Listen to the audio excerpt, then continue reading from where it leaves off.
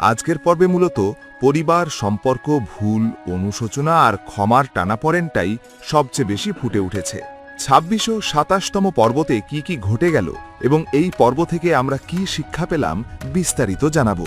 Video শুরুতে আমাদের চ্যানেলে যারা নতুন দর্শক এসেছেন প্লিজ চ্যানেলটি সাবস্ক্রাইব করে পাশে থাকা বেল বাটনটি অল করে সাথেই থাকুন। পর্বের শুরুতেই দেখা যায় একদিকে অফিসে টাকা পাঠানো, দুবাই প্রজেক্ট, গোপন কথাবার্তা সব মিলিয়ে ব্যবসায়িক অনিশ্চয়তা। অন্যদিকে পরিবারে চলছে মান অভিমান, সন্দেহ আর না বলা কষ্ট। ফাতেমা বহু বছর পর রফিকের মুখোমুখি হয়। রফিকের চোখে অনুশোচনা, মুখে একটাই কথা, আমি দুঃখিত। কিন্তু ফাতেমার কষ্ট এত গভীর যে শুধু ক্ষমা চাওয়ায় সব মুছে যায় না। তবু সে ঘৃণা করে না, কারণ রফিক তার সন্তানের বাবা। এই দৃশ্য আমাদের দেখায় মানুষ ভুল করে, কিন্তু অনুশোচনাও মানুষ করে তোলে। মেহেরিনকে নিয়ে শুরুতে সন্দেহ, প্রশ্ন, এমনকি অপমানও ছিল, কিন্তু ধীরে ধীরে তার ভদ্রতা, ধৈর্য আর পারিবারিক মূল্যবোধ সবাইকে প্রভাবিত করছে। শাশুড়ির মনও বদলাতে শুরু করেছে। মেহেরিন প্রমাণ করছে চিৎকার নয়, ব্যবহারই মানুষের আসল পরিচয়।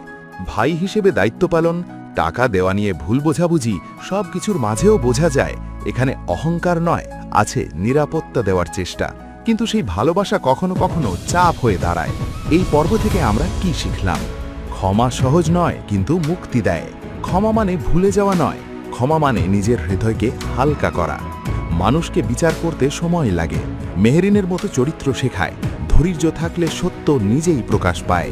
সম্পর্ক টিকে থাকে কথোপকথনে, না বলা কষ্টই সবচেয়ে বেশি দূরত্ব তৈরি করে। ভালোবাসা জোর করে নয়, সম্মান দিয়ে। দায়িত্ব নিতে গিয়ে যেন কারো আত্মসম্মানে আঘাত না লাগে, এটাই বড় শিক্ষা।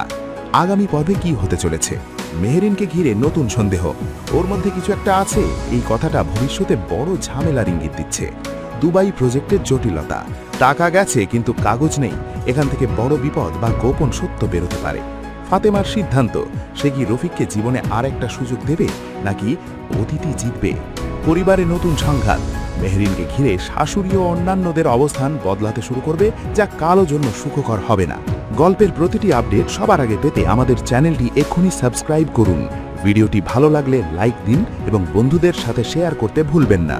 দেখা হচ্ছে পরের ভিডিওতে, ততক্ষণ পর্যন্ত ভালো থাকবেন। ধন্যবাদ।